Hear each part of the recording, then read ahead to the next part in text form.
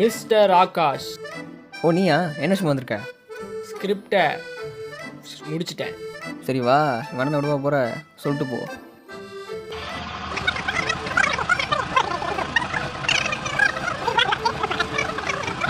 இதுதான் கதை.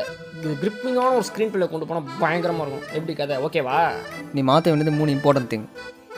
ஃபஸ்ட்டு இந்த கதையை தூக்கிட்டு கிரிஞ்சான கதையாக இருக்கிறேன். 2வது டயலாக்ஸ்லாம் எழுதியிருக்கேன்.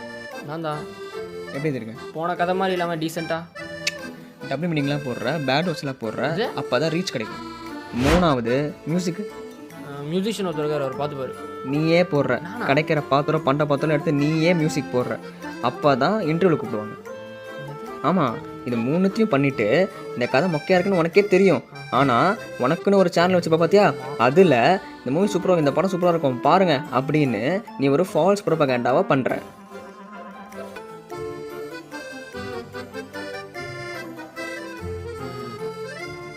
கடா ஸ்கிரிப்டாக மாற்ற போறியா?